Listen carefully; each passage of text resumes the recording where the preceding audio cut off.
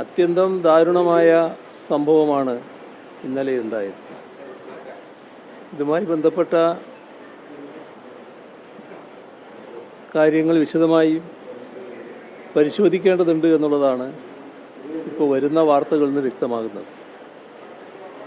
അതുമായി ബന്ധപ്പെട്ടുള്ള പരിശോധനകൾ ആരംഭിച്ചതുകൊണ്ട് ഇപ്പോൾ അതിൻ്റെ പ്രാരംഭഘട്ടത്തിൽ മറ്റൊരു അഭിപ്രായം പറയാറായിട്ടില്ല.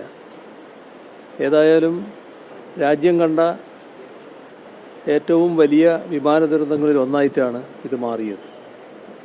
ഇത് എങ്ങനെ സംഭവിച്ചു എന്നത് കണ്ടെത്തി സുരക്ഷ ഒരുക്കുന്നതിനാവശ്യമായ എല്ലാ നടപടികളും സ്വീകരിക്കേണ്ടതായിട്ടുണ്ട്.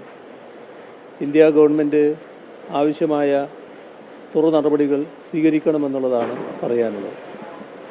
ഈ സംഭവത്തിൽ മരണപ്പെട്ട എല്ലാവരുടെയും വേർപാട് അത്യന്തം വേദനാജനകമായിട്ടുള്ളതാണ്. അതിൽ ഇന്നലെ തന്നെ അനുശോചനം രേഖപ്പെടുത്തിയതാണ്. കേരളത്തിൽ നിന്നുള്ള ഒരു സഹോദരിയും ഇതിൽ മരണപ്പെട്ടു. അതിലും അഗാധമായ ദുഃഖവും അനുശോചനവുമാണ് നാടാകെ രേഖപ്പെടുത്തിയിട്ടുള്ളത്.